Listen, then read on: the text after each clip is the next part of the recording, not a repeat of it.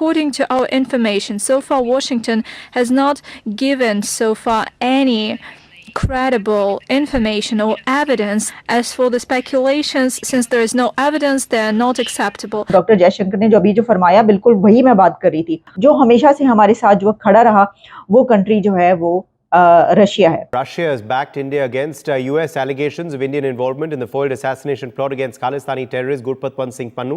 अगर हम बात करें इस वक्त जो है रशिया और यूक्रेन की वॉर है और रशिया पे बहुत ज्यादा सैंक्शन लगाए गए हैं, उसके बावजूद इंडिया और रशिया के बीच बढ़ते हुए तिजारती ताल्लुकात। इंडिया का ये है कि पता है कि उसने short term, long term, medium term उसका क्या स्टैंड है, उसका क्या कहना है, उसकी क्या पॉलिसी है, उसकी क्या स्ट्रेटेजी है, उसकी क्या आइडियोलॉजी है, वो उससे नहीं पीछे हट।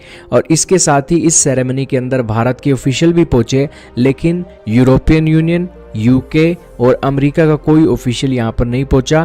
चीमा साहब, आज सीएनएन के ऊपर मैंने वो आर्टिकल पढ़ नहीं सका, मैं सेव कर चुका, मैंने कर लिया है। मोदी साहब के ऊपर मैंने आपको भी वो आर्टिकल भेजा आज, इंडिया को अगला एक रिचेस्ट कंट्री बनाने के लिए जो कर रहे हैं। मगरिबी दबाव के बावजूद भी इंडिया ने रूस के साथ ताल्लुकात बहाल रखे, जो वक्त के साथ साथ मजीद गहरे हो रहे हैं, और ये सब इंडिया के प्राइम मिनिस्टर नरेंद्र मोदी की वजह से मुमकिन है। पता है आपको, आप पढ़ते सब कुछ है, चीमा साहब करना नहीं चाहते, सलाहियत नहीं है कि भाई हमें पता है कि वो इस चीज से पीछे नहीं हटेगा, तो हमने उसी तरीके से चलना है। जिस मुल्क के अंदर 26 मिलियन बच्चे स्कूल नहीं जा रहे, उसका क्या फ्यूचर प्रेडिक्ट करेंगे? हेलो फ्रेंड्स, जय हिंद। हिंदुस्तान स्पेशल में आपका स्वागत है दोस्तों।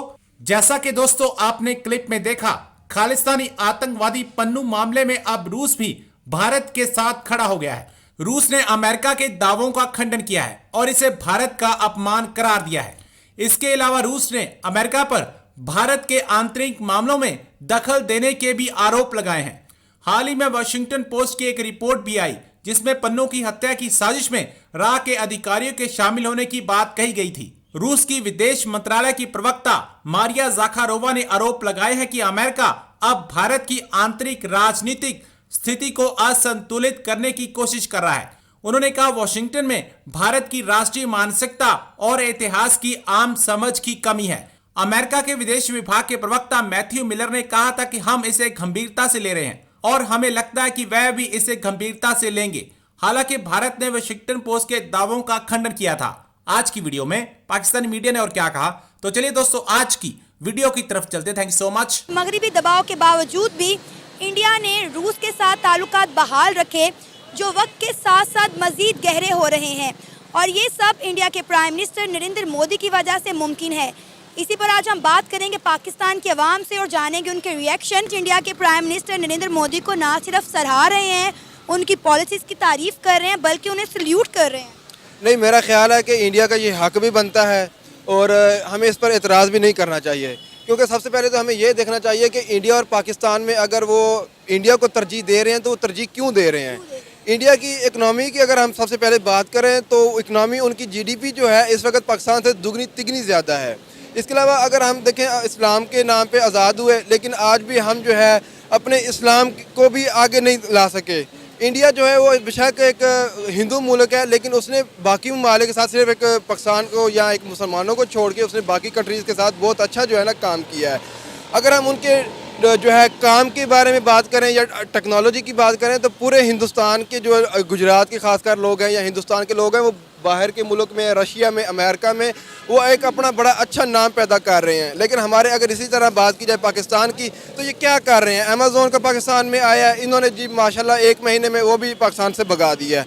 तो उनकी जो इंडिया की जो सोच है, अगर वो पॉलिटिकली है, बिजनेस माइंड है, एडवांस टेक्नोलॉजी है, IT है, किसी भी फील्ड में है वो, तो बहुत स्ट्रॉन्ग है। तो रशिया आपको भी पता है, पूरी दुनिया जानती है वो कितना तरक्की याफ्ता मुल्क है। तो इस हिसाब से उनका बनता है रशिया का उन्हें सपोर्ट करना, क्योंकि एक तो इंडिया के पास ना सिर्फ हमारे पास तो है ना कि हम एटमी ताकत हैं, तो हमारे पास ये एक बहाना है कि जी नहीं जी हमें कोई डरा नहीं सकता। वो एटमी, अगर हम एटमी ताकत हैं तो इस तरह के सिर्फ नाम के हैं, हम वो एटम धमाका जो है ना कर भी नहीं सकते किसी पे, लेकिन इंडिया के पास ये ताकत है। इंडिया एक बहुत अच्छा कंट्री है इस वक्त, और रशिया का हक बनता है उसे सपोर्ट करने का। अगर वो एशिया, इसीलिए तो रशिया के सदर आज कह रहे हैं ना कि कोई मुल्क इतनी ताकत नहीं रखता कि नरेंद्र मोदी को या हिंदुस्तान को डरा सके। अब आप देखें, सिर्फ रशिया ही नहीं, कितने मुल्कों के और प्राइम मिनिस्टर हैं जो नरेंद्र मोदी के पैर छू के उनका इस्तकबाल करते हैं, उनके गले मिलते हैं। और आपको पता है नरेंद्र मोदी दुनिया में सबसे ज़्यादा पसंदीदा तरीन लीडर हैं।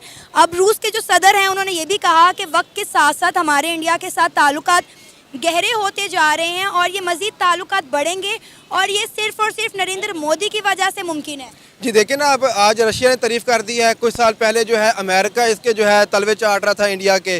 अमेरिका जैसा मुल्क इसका तलवे चाट रहा है। इसके बाद फिर आप देखिए इसराइल जो है वो पूरे कंट्री से, पूरे दुनिया के ममालिक से एक तरफ होकर इंडिया के साथ मुआहिदा कर रहा है, ठीक है। इसके बाद फिर आप देखें कि सऊदी अरब जो एक मुसलमान होने के नाते जो है मुसलमानों की बड़ी मुकद्दस जगह है, लेकिन बदकिस्मती से ये देखें कि वहाँ पर जाके भारत को, इसको नरेंद्र मोदी को कितनी इज्जत दी जा रही है। जिस मुल्क के अंदर 26 मिलियन बच्चे स्कूल नहीं जा रहे, उसका क्या फ्यूचर प्रेडिक्ट करेंगे आप? कर सकते हैं आप? अच्छा, सबसे बड़ी बात मैंने आपको बताई थी बात, चीमा साहब, आप जिस शहर में बैठे हैं इस वक्त, वहां पे जितने सेक्रेटरीज और पढ़े लिखे लोग हैं, हर एक को पता है कि वो प्राइम मिनिस्टर ली ने किस तरीके से सिंगापुर को चेंज किया था। हर एक को पता है। उसको कहते हैं इमरजेंसी जो उसने लगाई थी। इमरजेंसी क्या थी? जिसका बच्चा स्कूल नहीं जा रहा था वो जेल जाता था, जेल जाता था।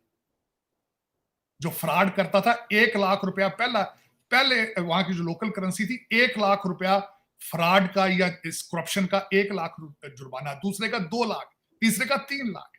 इन सबको पता है कि दुनिया को चेंज कंट्री किस तरह बनती है, सबको पता है। चीमा साहब, आज CNN के ऊपर मैंने वो आर्टिकल पढ़ नहीं सका, मैं सेव मैंने कर लिया है। मोदी साहब के ऊपर मैंने आपको भी वो आर्टिकल भेजा आज। अडानी, अंबानी और मोदी साहब किस तरीके से वो इंडिया को अगला एक रिचेस्ट कंट्री बनाने के लिए जो कर रहे हैं, पता है आपको। आप पढ़ते सब कुछ है। चीमा साहब करना नहीं चाहते, सलाहियत नहीं है, पाकिस्तान से प्यार नहीं है। जब यहां से लूट के लंदन और टोरंटो जाने का प्रोग्राम वो चीमा साहब आप करेंगे?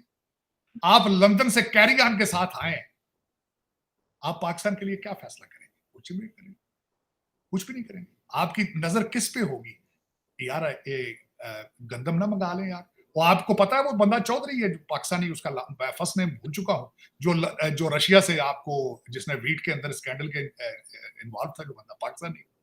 आपको शायद ये नहीं पता, वो काकड़ साहब की जो और उनके इंटराज की जो उसने पार्टी की थी और जो गिफ्ट लेकर वो काकड़ साहब, ये सारे मुझे किसी ने फोन पे बताया।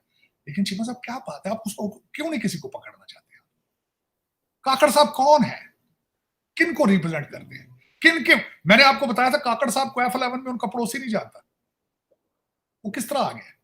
आसमान से गिरे काकड़ साहब, जमीन से निकले हैं काकड़ साहब, स्टील के बने हैं कि उनको पकड़ा नहीं जा सकता।